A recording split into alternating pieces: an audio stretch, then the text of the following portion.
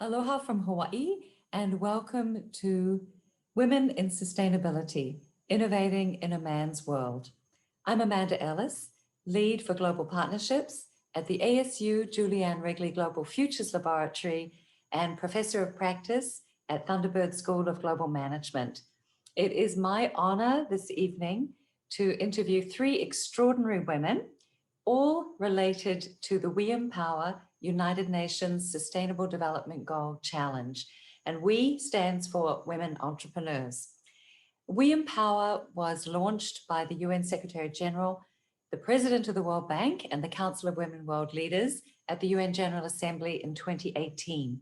And we have with us today two winners, one from the Africa region in 2019, Christelle Quizzera, and the winner of the Asia Pacific region from Australia, Alison Price from Soil Cyclers. Now we're going to start off this evening with a brief word from Mary Kay. Mary Kay is one of the lead sponsors of We Empower, and Deb Gibbons, who is the CEO and leads the Women's Entrepreneurship Accelerator, is joining us to tell us a little bit about the program and why Mary Kay is involved. Thank you, Amanda. You know, Mary Kay as a company was built on the principles of women's empowerment, equality, and entrepreneurship. Today, we're engaging in initiatives with multi-UN agencies, which are advancing the UN SDG to achieve the world we want. That's why we're such a proud sponsor of the We Empower UN SDG Challenge. We believe that women are ideal role models in business and that women's entrepreneurship is really critical to the realization of the SDGs. Women have to overcome more adversity than men.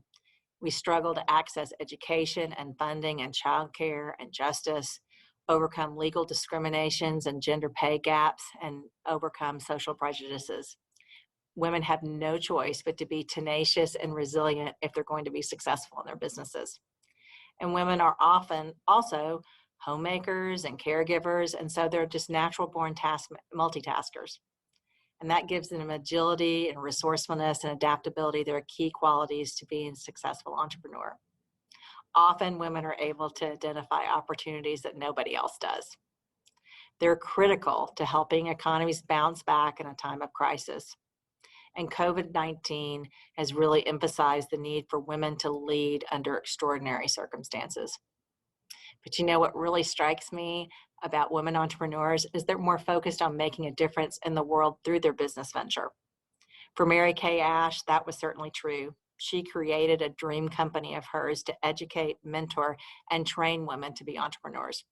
Our business model at Mary Kay is all about economic empowerment, social impact, and giving back to communities. Almost half of women entrepreneurs report being driven by a desire to contribute to a greater societal good. And we know that women's success has a ripple effect on their families, their communities, and national economies. The We Empower SDG Challenge powerfully captures why women entrepreneurs are ideal role models all around the world.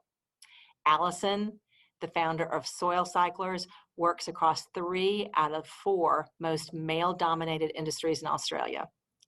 Alison embodies a woman's ability to think differently, and in this case, to reduce waste and protect the environment. And an engineer by training and profession, Christelle, the founder of Water Access for Rwanda, is a social entrepreneur, all about making purified water available to communities in her country. Kudos to both of you. You're brilliant examples of women entrepreneurs who are being bold, innovative, and purposeful and inclusive. Women's entrepreneurship is a mindset where business performance meets social needs.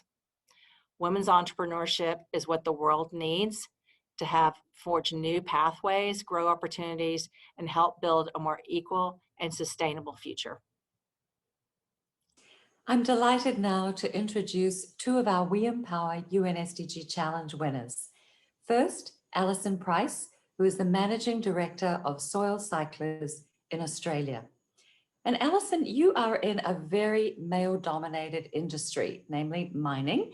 So I'd love it if you could share with us your journey to becoming Managing Director in this industry? Thanks, Amanda. We actually work across 3 out of the 4 most male-dominated industries in Australia, so construction, waste, and mining. Like many women, I ended up here accidentally. It was a pure chance through someone that I met and an opportunity that I took that I thought would just be a little thing on the side that suddenly became my entire career. So very lucky to have ended up here, and I think very lucky to have different perspective on the industry. Having come as an outsider in the industry, it lets you look at things and challenge things that have always been in the norm in the industry and do things a bit differently. So that's really been a spur for innovation for you. Tell us a little bit about how you've used those new ideas to grow. And I'm particularly interested in how you're able to regenerate the soil, which seems to me a miracle, but just fascinating. Some of my clients call it the dark arts. We basically specialize in making physical, chemical, and biological changes to soil and waste to turn it into things that can be reused on our clients' sites. So if you imagine you have an unsuitable soil, you can't build on it, or it's contaminated, it's got rubbish through it, and maybe has some kind of toxicity in it, we would come along, we would take out the rubbish, we would neutralize or immobilize or bind up the toxicity, and then we would make changes to the physical and chemical and biological structures of that material to turn it into topsoil, so it's a really good growing media. So we might make it into a surface for a sports field, or garden beds, or rapid revegetation on the side of a hill beside the highway, that kind of thing. So tell us a little bit about the carbon sequestration dimension of that. Soil is getting a lot of attention these days as everybody becomes more focused on climate change and carbon. So tell us about the soil, the sequestration dimension of your work. Sure. So for me, we were always interested in building a really good topsoil, something that was guaranteed to grow first time, every time, just add water, just add seed. You cannot possibly stuff it up if you get the chemistry and the biology right. And that for our clients gave them a real edge with projects, because often revegetation is something that gets done over and over again if they don't have enough rainfall, or they don't have the right growing conditions or the right seeds. So getting the topsoil right makes for better, faster revegetation, which solves erosion control issues and protects things like our beautiful Great Barrier Reef that we have here in Queensland. So for me, the carbonation side of things came in as we started moving into the mining industry.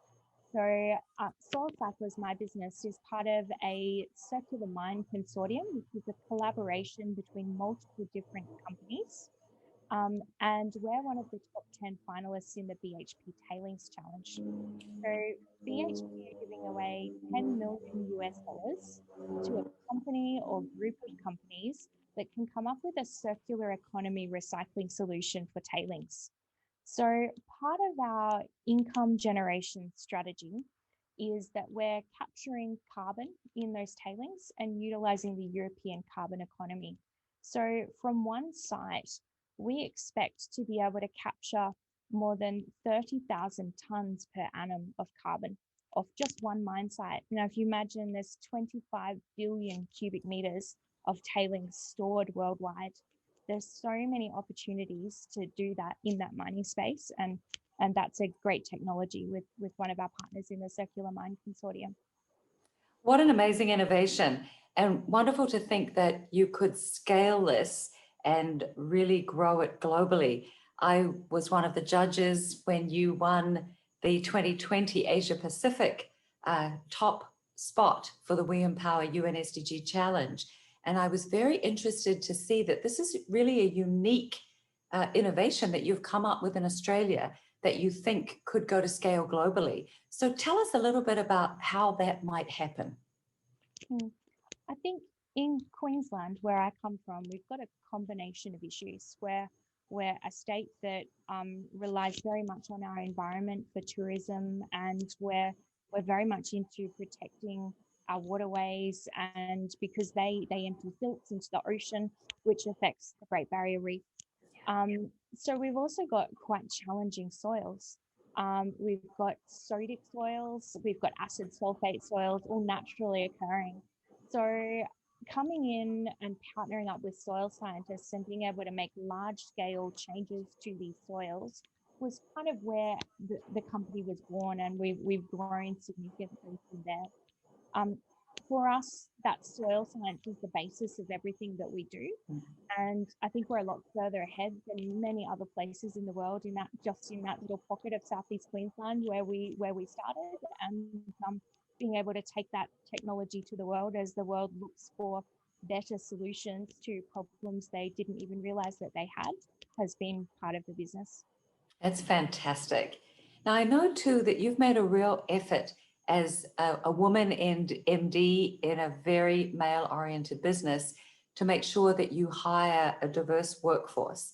Can you tell us a little bit about what is now being called the Diversity Dividend and how that plays out in your business? It's one of those difficult things to measure, because when you talk about women in the construction industry or the mining industry, there are so few of them that it's actually very hard to scientifically measure much at all. So in the construction industry, there's 13% women in Australia. There's 3% women working in frontline roles in the construction industry in Australia, and 1% women working in trades. So for me, we had a trainee plant operator program, and my team were keen to get trainee plant operators who really, really wanted the job. And we found that if we broadened our search and tried to include people who maybe wouldn't necessarily even think of driving machinery as a potential role for them, or think of construction or mining as a potential career for them, we found these incredibly talented people with existing skills, like great communication skills, and we were able to teach them to drive machinery and give them a career in the third highest paying industry in the country. So that's really changed our culture. I've got a group of really intelligent people who are great communicators and who are very customer oriented. It's pretty unusual for a construction business full of machinery operators, but we've actually got more than 50% women on our team. So it's a great team culture. And I think that culture has come from the women and the people who just absolutely love their job and the opportunity that we've given them. Well, thank you so much, Alison. You really incarnate the topic of this session, women in sustainability, innovating in a man's world. And it's been such a pleasure to have you with us. One final word on what the We Empower UN SDG Challenge Award has meant to you and your business. Sure. The We Empower UN SDG Challenge put me through a program of education and exposed me to women and leaders and concepts that I would never ever have had the opportunity to be exposed to. So it's really opened the door for us, me looking at my business as being something that would only ever be an Australian business, to me looking at my business as something that absolutely can be an international business. So I can't thank the We Empower team enough for that opportunity and for changing my thinking and opening those doors for me. It's been a great process. It's absolutely fantastic to have you as a winner and a role model, and also to be featuring you here on the UN Global Compact platform, given that there are 12,000 other business owners around the world who will have the opportunity to view this. So thank you so much, Alison. I'm excited now to turn to Christelle Quizzera, who is the CEO and founder of Water Access Rwanda. And Christelle is an engineer, which we know is still a very male-dominated profession, and has built a fascinating and very innovative business around water access in her home country of Rwanda. So Christelle, tell us a little bit about your journey to founding your business. Thank you, Amanda. Yeah, I was still a student studying mechanical engineering. It was 1 year before I graduated. And during that time, I noticed how bad the water situation was for rural Africa. there were so many solutions, a lot of charities and government intervention in rural Africa, but they were all focusing on solutions that were not very durable. So I noticed there were just so many broken boreholes, hand pumps, taps from projects that were established without proper management. So that's when I decided to found the company, Water Access Rwanda, to kind of come in and look at the solution with fresh eyes and see what we can do to provide more durable and sustainable access to safe water for rural Africa. And it's been a long journey. Now it's 7 years. I can't believe it sometimes. I was 20 when I founded my business. So all my 20s have been dominated by this one goal of getting water to more people in their homes in rural Africa. And now we're a company of 71 employees. We've grown and expanded. We're serving 72,000 people on a daily basis. We're almost doubling our impact this year due to all partners jumping in and new opportunities being unlocked. So we're definitely preparing to reach the scale that we need to reach for the problem, which, as you may know, access to water is still not possible for over 400 million Africans. And what's even worse is that African women currently are losing a combined 200 million hours on a daily basis working for water. The other side of that equation is also children who from a very young age are given a responsibility to carry water so their families have enough access to water. So it made a difference for me that around 7, 8 years old, I was just told to focus on my education and be a kid and not have to carry out so many hard and harsh house chores. So I want to make sure that every kid out there in rural areas can also, be a kid and not focus on working hours with heavy jerry cans full of water so their families can have access to this very basic need of life. It's a wonderful goal. And I know that you've been very deliberate about the way in which you've hired in the company. So tell us a little bit about the diversity dividend. And I know you talk about the youth dividend as well. Mm-hmm. Yeah, absolutely. I think the water sector is one of the oldest sector when you look at staff. A lot of utilities worldwide are facing a shortage of workers because everybody's going to retire. It's also one of the sectors where, because it's kind of technical infrastructure and engineering, you find a lot of men work in the sector. Yet it's a problem that's really affecting young people. It's a problem that's affecting women more than anybody else. So it almost takes another woman to come in and be like, look, we don't just have to provide water. We need to provide water in a convenient way that saves time, that saves hours that these women were wasting, to provide them a better solution in their homes. And in our company right now, the leadership, the board, it's 60% women. Now we used to be 48% female overall in the whole company. But now we're at 52%, which really, as we grow, we're attracting more women. And for us, it's very deliberate. We don't discriminate on applications, but by being a female leader and being very prominently visible out there doing technical stuff, I inspire other women, and we create a work environment that makes sure any woman who walks through the door will never find a space uncomfortable based on their gender or their youth, also for young people. So we deliberately bring in fresh eyes from by hiring other young people. We track our average age. We track all our data across, we segregate it by gender so that we know when something is wrong. For example, we used to do WASH trainings in some of our target communities, and part of the WASH training, we would create committees in the villages we work in, so they can track the water points that we were creating, and we make sure they have a voice as a community. And what we realized was we were training the wrong people.